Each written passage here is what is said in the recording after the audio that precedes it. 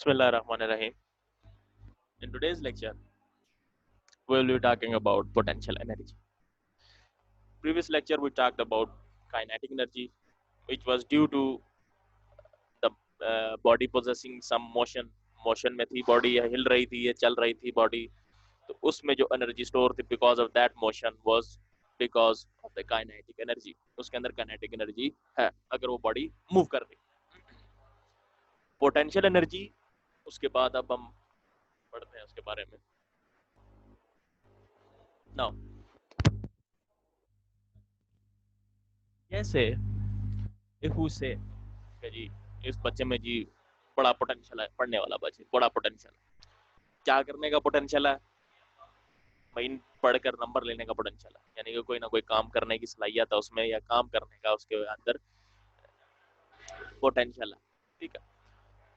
अभी देखे उसने नंबर लिए नहीं है, पढ़ा नहीं है, लेकिन कहते हैं कि जी पोटेंशियल है, बच्चा लाइक है जी, पोटेंशियल है उसमें.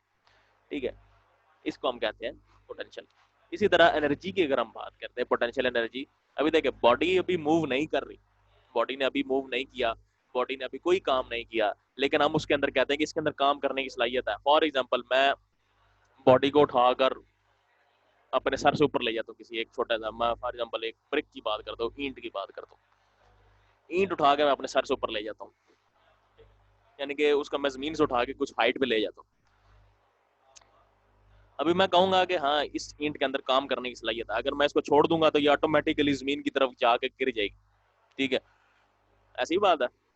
उसके अंदर अभी काम करने की सलाहियत, अभी देखिए उसने काम नहीं किया, मूवमेंट नहीं की उसने, कुछ भी नहीं, लेकिन उसके अंदर एक एनर्जी स्टोर हो चुकी है. स्टोर होने की वजह से उसके अंदर हम क्या कहते हैं, the energy possessed by a body due to its position is known as potential energy. दूसरी एग्जांपल मैं आपको देता हूँ. वो आपने देखे होंगे चाबी वाले जो कुछ खिलौने होते हैं. ठीक है. जब आप उसको चाबी जब देते हैं उसको, देगा, तो जब आप उसको खुद हाथ से पकड़ के रखते हैं, उसको जाने नहीं देते, अभी देखिए जो ही आप उसको छोड़ेंगे तो उसने चलना स्टार्ट कर देना है. क्यों? क्योंकि उसके अंदर पोटेंशियल एनर्जी आपने स्टोर कर चुके हैं. ठीक है. तो अभी उसने चला नहीं है, कुछ भी नहीं किया, लेकिन उसके अंदर कोई ना कोई एनर्जी स्टोर है. जो ही आप उसको छोड़ेंगे तो वो पोटेंशियल एनर्जी जो है वो काइनेटिक एनर्जी के अंदर कन्वर्ट होती जाएगी. होते होते जब काइनेटिक एनर्जी, जब पोटेंशियल एनर्जी जीरो हो जाएगी, उस टाइम काइनेटिक एनर्जी मैक्सिमम हो जाएगी. ठीक हो गया. फिर टाइम ये आएगा कि दोनों एनर्जी जीरो हो जाएंगी, उसके अंदर ना काम करने की सलाहियत होगी, ना वो मूव कर रही होगी, जहां पर बॉडी जाके रुक जाएगी बिल्कुल, हम उसको वो कह देंगे. ठीक हो गया. Now because the ability of a body to do work, ठीक है, उसके अंदर की जो सलाहियत है बेशक वो रुकी हुई है. ठीक है. तो हम उसको कह देते हैं पोटेंशियल एनर्जी.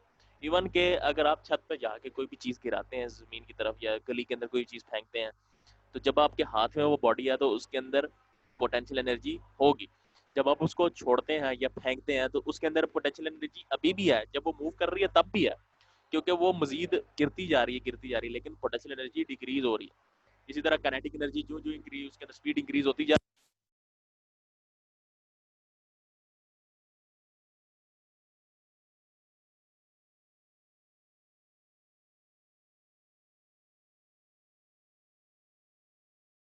होती जाएगी.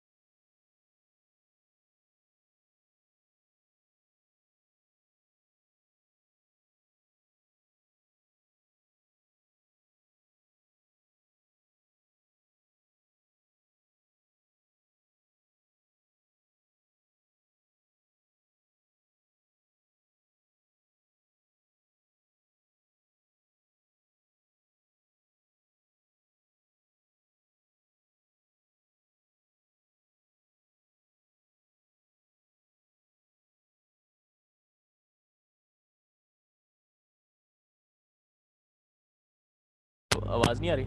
देखें आवाज तो आ रही है मेरी।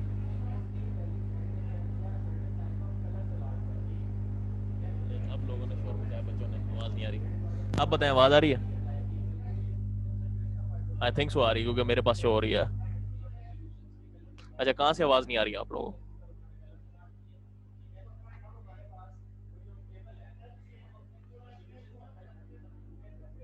एग्जाम्पल। अच्छा, इधर से। अच्छा, यहाँ पर मैंने बात की थी।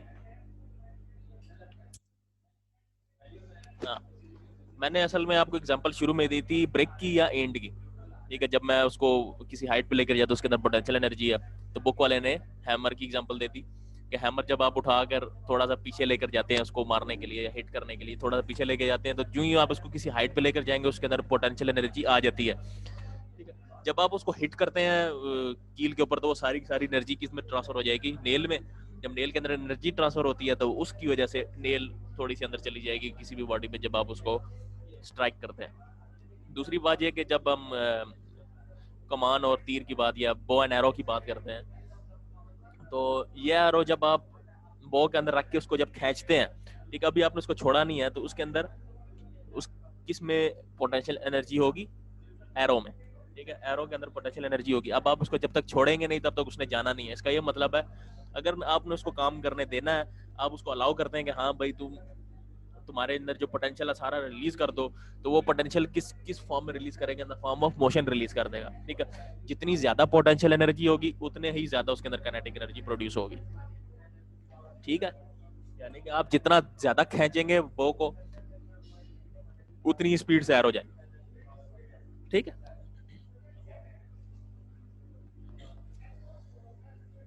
अब इन दोनों एग्जांपल में जो पोटेंशियल एनर्जी था,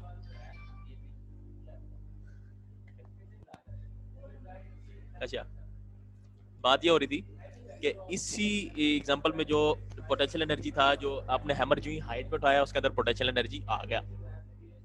ठीक है, क्यों आया? क्योंकि हैमर की कोई ना कोई हाइट थी, किसी एक हाइट पे चला गया हैमर, तो वहां पर उस हाइट की वजह से उसके अंदर कोई ना कोई एनर्जी, अगर आप वहां पर हैमर स्ट्राइक करने की बजाय छोड़ दें वहां से, तो वो आपके सर पे आके लगेगा, ऐसी बात है। तो that is because of the kinetic या potential energy store in the hammer. ठीक हो गया? अब the energy present in a body, अगर वो हाइट की वजह से उसके अंदर कोई ना कोई एनर्जी रिस्टोर है, तो उसको हम कहते हैं gravitational potential energy. Gravitational potential का मतलब ये है कि जो ही आप अगर बॉडी को छोड़ेंगे तो ग्रेविटी उसके ऊपर इफेक्ट करेगी और वो डाउनवर्ड या सीधा नीचे जमीन की तरफ आके गिरेगा। That is called gravitational potential energy, that is because of the height. दूसरी पोटेंशियल एनर्जी होती है, जिस तरह मैंने आपको बताया कि खिलौनों के अंदर चाबियां वगैरह होती हैं, धागा वगैरह होता है, धागा खींचते हैं तो वो गाड़ी वगैरह या जो भी चूहा वगैरह जो होता है वो चलता है। ठीक है, दैट इज बिकॉज ऑल्सो कि उसकी मशीनरी के अंदर पोटेंशियल एनर्जी स्टोर हो जाती है।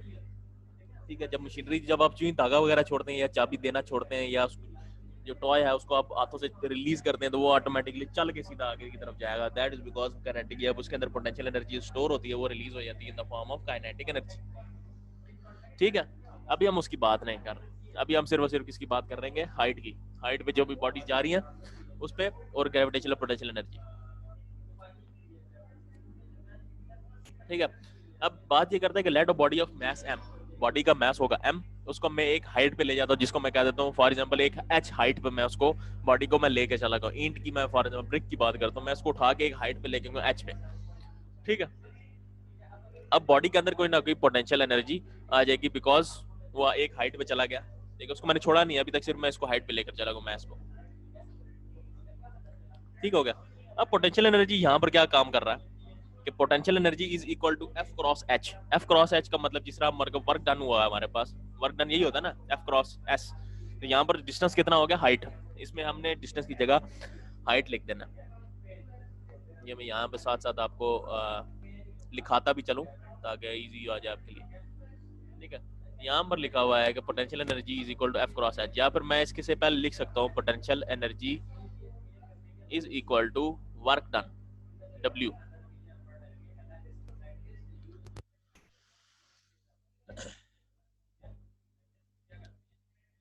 ठीक हो गया? कैपिटल W है, ठीक है, capital W is given as work done, small w is equal to weight होता है, ये वेट होता है, स्मॉल w वेट है, कैपिटल W वर्क होता है, सॉरी,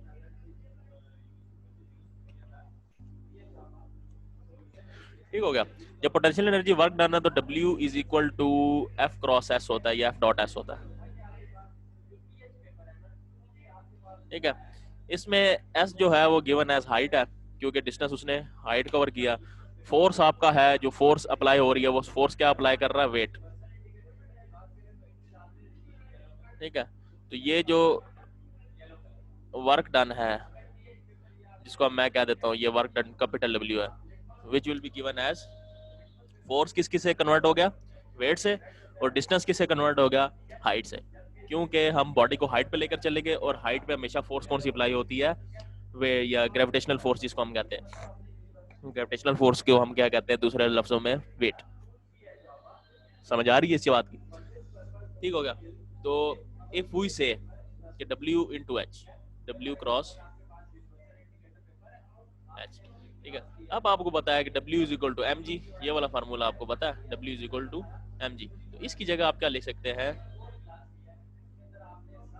mg, और साथ में ये वाला H एज इट इज आ रहा है, ठीक है। ये यहाँ पर जो वर्क डन था हमने शुरू में देखा कि पोटेंशियल एनर्जी के इक्वल है, तो potential energy is equal to mgh, that's it, इतनी सी बात है, सिर्फ और सिर्फ हमने ये काम किया, ये पोटेंशियल एनर्जी का फार्मूला है। इसका ये मतलब हुआ, अब देखें मास कांस्टेंट है, ग्रेविटेशनल क्या value of G in the earth, earth की ग्रेविटेशनल कांस्टेंट है। अब हाइट आप जितनी ऊपर लेके जाते जाएंगे पोटेंशियल एनर्जी उसमें उतनी ज्यादा स्टोर होती जाएगी, जितना कम हाइट रखेंगे उतनी कम पोटेंशियल एनर्जी होगी, ठीक है। इसका ये मतलब हुआ कि अगर आप किसी भी बॉडी को एक बहुत ज्यादा हाइट पे लेकर चले जाते हैं तो उसके अंदर की जब हाइट ज्यादा इंक्रीज हो जाएगी, तो जब आप वहां से छोड़ेंगे बॉडी तो उसके अंदर की फिर आते आते वेलोसिटी भी इंक्रीज होती जाएगी, ऐसी बात है ना, उसके अंदर वेलोसिटी भी इंक्रीज होगी, जिसकी वजह से काइनेटिक एनर्जी भी ज्यादा होगी। It means if a body has a higher kinetic energy, if the body has a higher, more potential energy, it will also convert it to kinetic energy which will be more. It means more the potential energy, the more kinetic energy will be, ठीक है।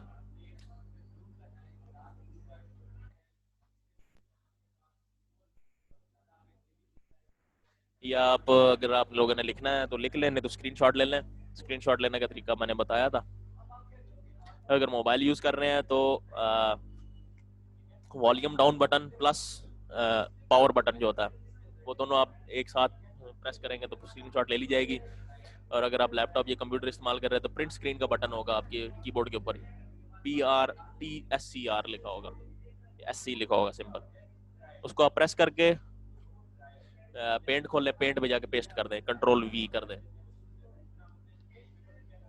तो ये आपकी उसमें store हो जाएगी। खैर इसको हम करते हैं बंद, खत्म करते हैं। आई होप आप लोगों ने कर लिया होगा, समझ आ गई होगी।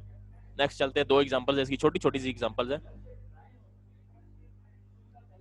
उसके हम बात करते हैं। अब देखिए दो एग्जांपल्स हैं इसी के बारे में। Simple, a body has a mass of 50 kilograms. अब देखिए मास होता ही किलोग्राम में, तो हमें इसको जरूरत नहीं है कन्वर्ट करने के लिए। Raised to a height of 3 metres, height उसने गिवन कर दी है, मास उसने गिवन कर दिया, what is the potential energy. अब आपको जी की वैल्यू तो आपको पता ही है, अर्थ के ऊपर है, तो G is equal to 10। Potential energy का क्या फार्मूला है, PE is equal to mgh। m आपको गिवन है 50, g आपको गिवन है 10, h आपको गिवन है 3, 3 multiply 50 multiply by 10, 30 multiply 50 15 1500 1500 joules, that's it. इतना मुश्किल इसमें नहीं है, सिंपल। उसने पोटेंशियल एनर्जी का जो फार्मूला है एम एम जी और एच, ये तीनों की तीनों वैल्यूज आपको गिवन कर दी हैं, आपने सिंपल इन तीनों वैल्यूज को मल्टीप्लाई कर दिया, पोटेंशियल एनर्जी आ गया। नेक्स्ट एग्जांपल चले, इसके बाद क्वेश्चंस करते हैं आप लोगों से, लास्ट है।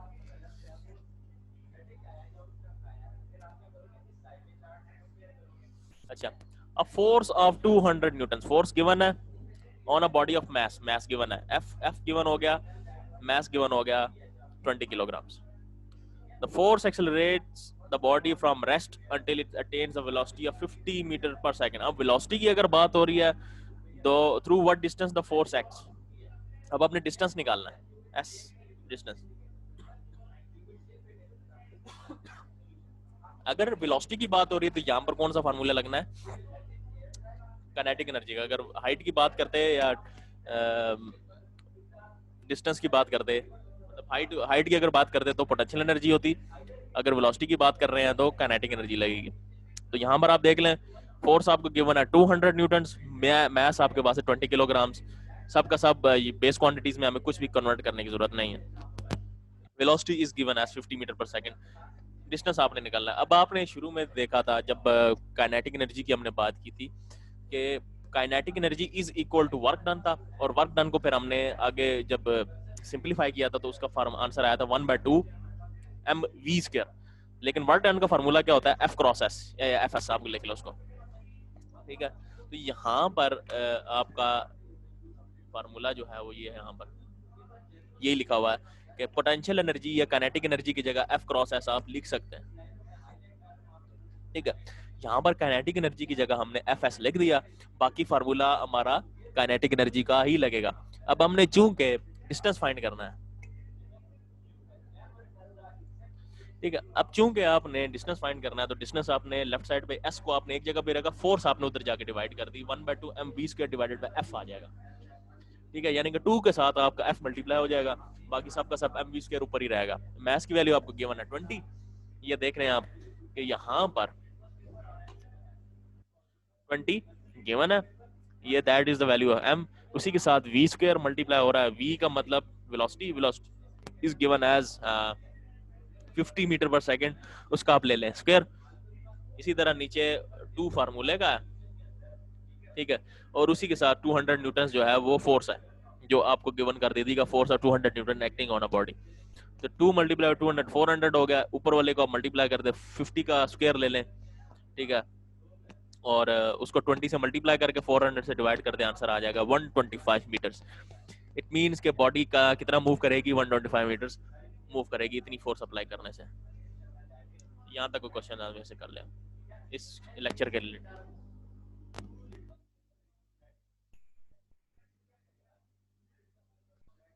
जी बच्चे, सिंपल सा है आज का, इतना मुश्किल नहीं था, वो आसान आसान सही था। कोई क्वेश्चंस हैं मेरे से तो कर लें, 20 मिनट पड़े आपके पास। गुड, समझ आ गया। Anyone who has a question?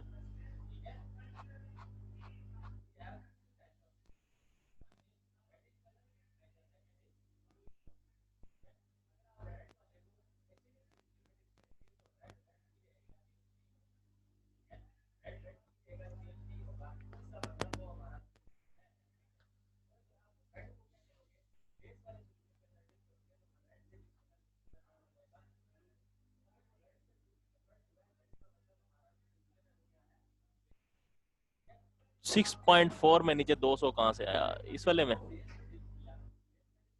अच्छा देखिएगा इधर, ये बच्चे जिसको नहीं समझ आया, ये देखें यहाँ पर लिखा हुआ है एफ, साथ ही है एस इज इक्वल टू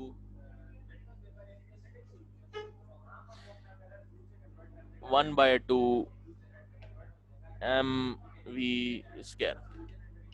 अब देखें आपको क्या फाइंड करना है, डिस्टेंस फाइंड करना है, इसकी वैल्यू आपको गिवन है। तो आप क्या करेंगे कि फोर्स को उठाकर जब आप राइट साइड पे फेंकेंगे तो यहाँ पर मल्टीप्लीकेशन में वहां पर डिवीजन में आ जाएगा, तो S is equal to 1/2 mv²। तो नीचे क्या F मल्टीप्लाई था, यहाँ पर आगे डिवीजन में आ गया, ठीक है। अब फोर्स की वैल्यू थी 200, यहाँ पर देख लें आप, फोर्स की वैल्यू थी 200, ठीक है, तो वो यहाँ पर आ गया, ठीक है भाई, आपको समझ आ गया, अच्छी बात। लेकिन फिर भी चले, मैंने थोड़ा सा उसको, अच्छी बात आप लोगों ने क्वेश्चन कर लिया, ये मैंने चीज नहीं, मतलब यहाँ से एक स्टेप ये बनता था, ये मैंने स्टेप नहीं लिखा, ठीक है। Can you explain what is gravitational potential energy? देखिए potential energy that is because of the height. अगर बॉडी यहाँ पर एक पड़ी है, उसको मैं उठा के एक हाइट पे ले जाता हूँ, एक हाइट पे लेकर चला गया, that is because of gravitational potential energy. अब देखें, अगर मैं बॉडी को रिलीज करता हूँ एक हाइट से जाके, ठीक है, और उसके ऊपर जो फोर्स अप्लाई हो रही है वो कौन सी फोर्स अप्लाई हो रही है? ग्रेविटेशनल फोर्स अप्लाई हो रही है। Then that is because of the gravitational potential energy. अगर उसके अंदर कौन सी पोटेंशियल एनर्जी है? ग्रेविटेशनल पोटेंशियल एनर्जी, हाइट की वजह से, ठीक है। और अगर मैंने जो खिलौनों की आपको मिसाल दी थी जिसके ऊपर चाबी वगैरह या धागा वगैरह वाला इस्तेमाल होता है काम, उसके अंदर ग्रेविटेशनल पोटेंशियल एनर्जी नहीं है, वो मशीनरी के अंदर पोटेंशियल एनर्जी स्टोर होती है, वो और चीज है, ठीक है। अभी तक सिर्फ हम ग्रेविटेशनल पोटेंशियल एनर्जी ही पढ़ेंगे, और वो किसकी वजह से होती है? क्योंकि वो हाइट की वजह से होती है। और चूंकि अगर आप हाइट के ऊपर किसी भी बॉडी को लेकर चले जाएं, then if you release that body, the body will move towards the earth because of the gravitational acceleration या because of the gravitational attraction of force. सही है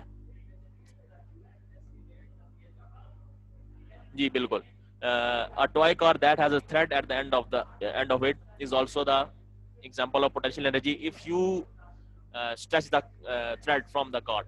अगर आप उधर से खींचते हैं तार को या कोई भी धागा जो भी उसमें है, ठीक है, तो उसकी जो मशीनरी अंदर लगी हुई होती है उसके अंदर पोटेंशियल एनर्जी स्टोर होती है, ठीक है, उसके अंदर पोटेंशियल एनर्जी स्टोर होगी। अब वो potential energy gravitational potential energy नहीं है, वो सिंपल कोई और पोटेंशियल एनर्जी है। वो हम इंशाल्लाह जब आप फर्स्ट ईयर में पहुंचेंगे उसके बाद आपको लग समझ जाएगी कि पोटेंशियल एनर्जी कितनी कितनी किस्म की है, ठीक है। बहरहाल अभी सबसे आसान और सबसे इजी हमने पढ़ना है ग्रेविटेशनल पोटेंशियल एनर्जी क्या होता है।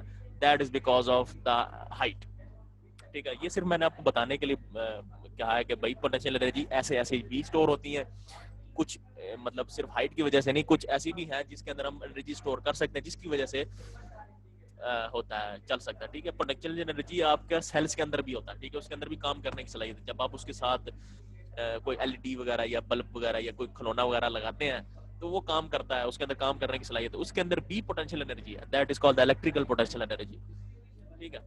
अब बहुत सारे और भी मतलब इसके अंदर एग्जांपल्स आए थे, लेकिन हमने कौन सी पढ़नी है? Because of the height, height की वजह से जो भी एनर्जी स्टोर होगी that is because of the gravitational potential energy, ठीक है। वो सिर्फ आपको बताने के लिए, या इसमें कंफ्यूज ना होइएगा प्लीज, ठीक है। हाइट की वजह से जो भी है वो, ठीक है।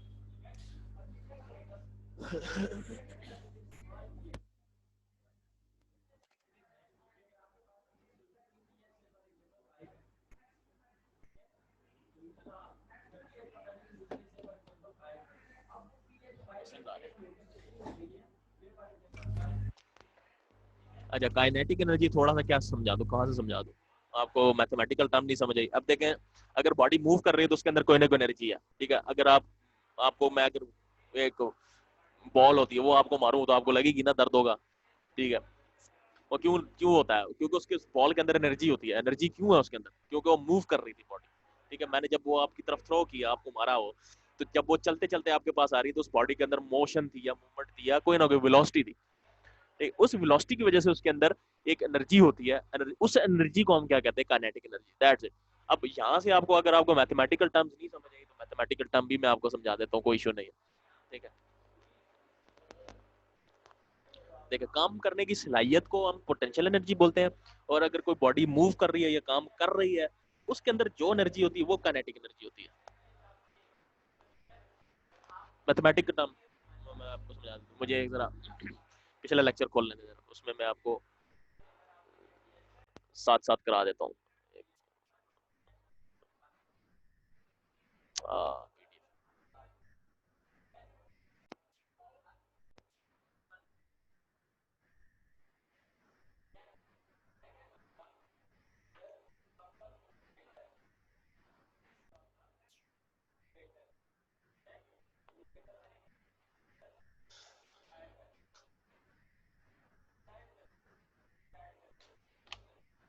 अच्छा, यहाँ पर आप देखें, आपको पता है कि जब हमने बात की थी कि जो काइनेटिक एनर्जी होती है वो वर्क डन हो रहा होता है, यानी कि जो काम कर रही होती है body, that is called the work done. तो जब काइनेटिक एनर्जी और पोटेंशियल एनर्जी दोनों वर्क डन के इक्वल है, W के इक्वल है, Fs is equal to kinetic energy, उस टाइम जब बॉडी मूव कर रही है, ठीक है। और जब बॉडी के अंदर पोटेंशियल एनर्जी है कि एक हाइट पे देख रहे हैं, तब work done would be equal to the potential energy, ठीक है। तो वर्क डन दोनों के इक्वल होगा। तो आपने क्या किया कि वर्क डन को आपने काइनेटिक एनर्जी के इक्वल कर दिया यहाँ पर, काइनेटिक एनर्जी। अब चूंकि बॉडी मूव कर रही है, तो उसकी कोई ना कोई वेलोसिटी होती है, और जब बॉडी रुक जाएगी या एक बॉडी मूव करते करते जब जमीन पे लग जाती है तो उसकी इनिशियल वेलोसिटी कोई ना कोई होती है, लेकिन जब वो जमीन के साथ लग गई है या उसको उसके अंदर एनर्जी खत्म हो चुकी है तो उसकी फाइनल वेलोसिटी जीरो हो जाएगी। ठीक है, सिंपल हम उसको फिर वी की बात करेंगे कि उसके अंदर वी होगा, कोई ना कोई वी आई और वी एफ नहीं होगा, सिर्फ और सिर्फ वी होगा। तो यहाँ पर मैं आपको थोड़ा सा इसको खुद ही करा देता हूँ। ले लें।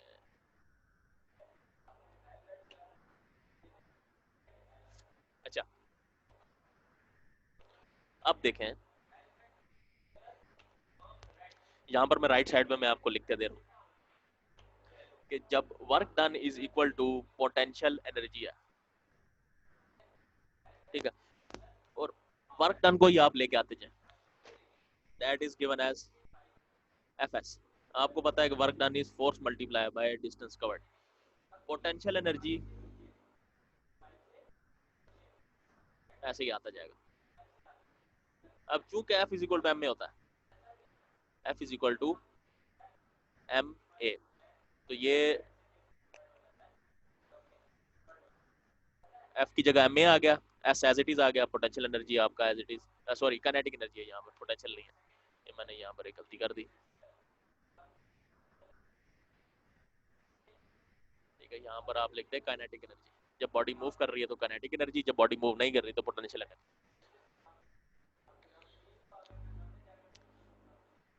ठीक हो गया। अब चूंकि एक्सेलरेशन नेगेटिव है, ठीक है, यहाँ पर हम बात कर लेते हैं, ये वाली आप इक्वेशन देख रहे हैं, F is equal to M A, तो यहाँ पर एक्सेलरेशन आपकी नेगेटिव होगी, एफ बाई एम, यहाँ से आप एफ बाई एम निकाल सकते हैं। क्यों निकाल सकते हैं? क्योंकि देखें एफ उधर राइट साइड पे, लेफ्ट साइड पे सॉरी, लिखा हुआ है एम के साथ ए मल्टीप्लाई है, आपने एक्सेलरेशन की वैल्यू निकालनी है, मैथ होता है कांस्टेंट, तो एम आप उधर जाके डिवाइड कर देंगे तो एफ बाई एम बन जाएगा। लेकिन एक्सेलरेशन चूंकि नेगेटिव है, यानी कि एक्सेलरेशन डिक्रीज हो जाएगी।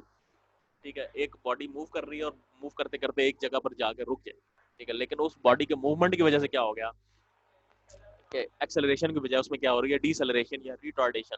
तो रिटार्डेशन हमेशा नेगेटिव साइन में होता है, तो यहाँ पर एफ के साथ हमारा नेगेटिव साइन लगा होगा। ठीक है जी, ये वाला नेगेटिव साइन क्यों आया? Because of the retardation. तो A is equal to minus F over M. ठीक है, अब बात करते हैं यहाँ तक, ठीक है, एक्सेलरेशन की हमने वैल्यू निकाल ली, वी आई वी एफ आपको पता है, फार्मूला आपने या डिस्टेंस निकालना है या जो भी काइनेटिक एनर्जी निकालनी है, एफ एस निकालना है, एफ क्रॉस एस निकालना है आपने, एफ एस। तो F S is equal to M A और साथ में आ जाएगा एस, ये हो जाएगा काइनेटिक एनर्जी का इक्वल। ठीक हो गया। अब बात हम करते हैं कि F is equal to M A है, ठीक है, तो ये हमें क्या निकालना है, हमने एफ एस निकालना है, एस हमारे पास गिवन है, एक मिनट ये बार बार आ रहा है सामने। अच्छा, अब आपने क्या निकालना है, एफ क्रॉस या एफ डॉट एस निकालना है, तो यहाँ पर तो एम ए एस आ रहा है, ठीक है, इसको निकालने का तरीका ये है कि आप second equation, sorry third equation of motion में आ जाए, two A S is equal to V F square minus V I square. अब ये वाली जब इक्वेशन आप अप्लाई करते हैं, अब बात ये है कि एस आपको चाहिए लेकिन आपको साथ एफ भी चाहिए, तो एक्सेलरेशन की अभी अभी आपने वैल्यू निकाली थी एफ ओवर एम, ठीक है, इस ए की जगह क्या आ जाएगा, minus F divided by M, ये आ चुका है। बाकी फार्मूले का टू एज इट इज नीचे आ जाएगा, डिस्टेंस फार्मूले का एज इट इज आ जाएगा। वी एफ आपको पता है ऊपर फार्मूले में गिवन था, ये हमने देखा कि फाइनल वेलोसिटी उसकी होती है जीरो, वो होगा जीरो, माइनस वी आई हमें पता है कि हमने कोई ना कोई वेलोसिटी होगी तो उसको वी का स्क्वायर कर देते हैं, zero minus V square simple minus हो जाएगा, इसको मैं वी जीरो को खत्म कर देता हूँ। अब ये वाला माइनस साइन बाहर आ जाएगा, तो ये हो जाएगा minus two F S divided by M, इस साइड हो जाएगा माइनस वी स्क्वायर। अब ये दोनों माइनस के साइन कैंसल आउट हो जाते हैं, ये दोनों साइड हो गए माइनस के साइन है, ठीक है। अब आपके पास आ गया ना F S, F S is equal to work done या फिर काइनेटिक एनर्जी। अब ये 2 डिवाइडेड बाय एम फजूल के लगे हुए हैं इधर, तो आप उधर लेकर चले जाए राइट साइड पे, 2 उधर मल्टीप्लाई और उधर जाके डिवाइड हो जाएगा, तो वी स्क्वायर के नीचे आ जाएगा 2, मैं इधर लिख रहा हूँ लेफ्ट साइड पे, ठीक है।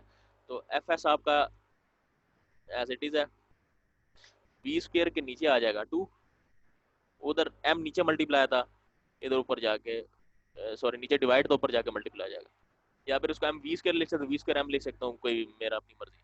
तो 1/2 उसको मैं सेपरेट कर देता हूँ, एम और V square, that is called F S, F S is equal to kinetic energy.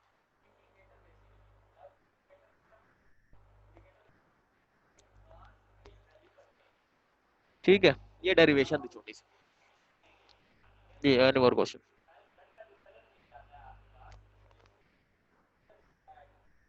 ये इक्वेशन ऑफ मोशन सही होगा। Equation third equation of motion में आप 2as लगाते तब जाके एफ क्रॉस एफ एस की वैल्यू निकलेगी वहां से, ठीक है। और एफ एस की वैल्यू निकलेगी भी उस टाइम जब, अब देखें किसी और इक्वेशन से भी आप निकालेंगे अगर तो, लेकिन फिर वहां पर वी एफ और वी आई नहीं होगा, ठीक है। आपने वी एफ और वी आई को लेकर चलते हुए वर्क डन निकालना है, एफ एस निकालना है, ठीक है। जिसकी वजह से फिर थर्ड इक्वेशन ऑफ मोशन हमारे लिए कन्वीनियंट और बहुत ही,